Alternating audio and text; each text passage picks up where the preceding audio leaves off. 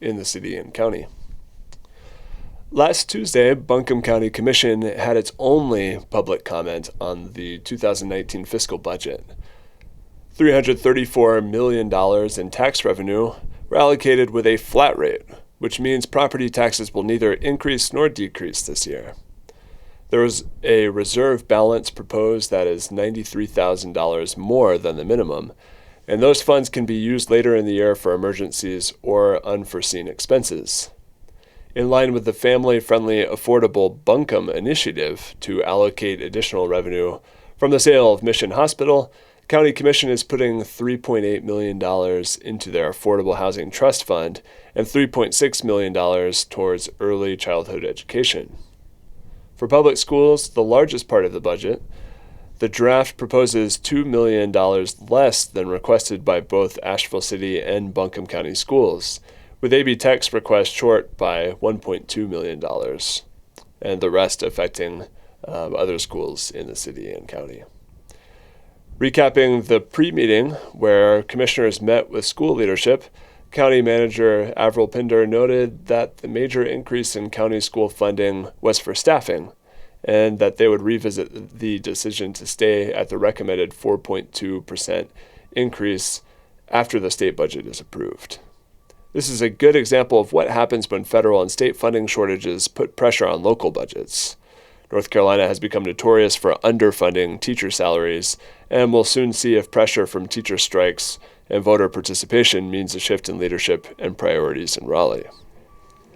Public comment included concerns around funding needed to modernize the library system, a request for funding from a number of the Strategic Partnership Fund applications, including from Don Chavez of Greenworks, to continue landfill diversion programming, a suggestion from Michael Carter for STEP funding, which provides job training for Buncombe residents who receive food stamps, and comment from Matilda Bliss of ASURGE to participate in transit funding for the Transit Master Plan. The Buncombe County Commission will vote on its budget on Tuesday, June 18th, next week. After the budget hearing, the Commission agenda included changes to policy around filming during county meetings in the chambers. Recommended changes included placement of cameras, ensuring fire code compliance, and not blocking vision of audience. Time in front of the meeting would be restricted to 10 minutes, while designated space for unrestricted time would be in the back of the room. Members of the press and public spoke in defense of access and ability to provide fair, equal ability to capture the story. A decision was not made at this meeting, and staff will be contacting media groups for input. Should that decrease dramatically the video presence of these meetings, that might be another way that this commission may not be able to be held accountable with the same precision by not having that information on record in the same available way. Though the county meetings are not typically available for viewing after the meeting, a recap of the meeting has been made available, and we will share it in the comments. Moving on to this week, on Tuesday, June 11th, City Council will vote on its next budget, which starts July 1st. They will also amend funding documents for affordable housing development at 360 Hilliard Avenue.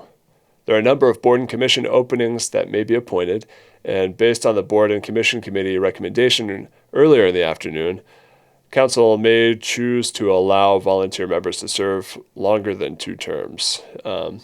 Just as a side note, that removing term limits could be problematic in a number of different ways, so it's something to keep an eye out for.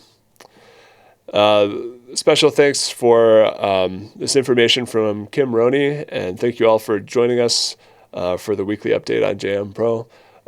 We'll also be providing this information in Spanish, so stay tuned for both versions if you're interested. Thanks for watching. Bye.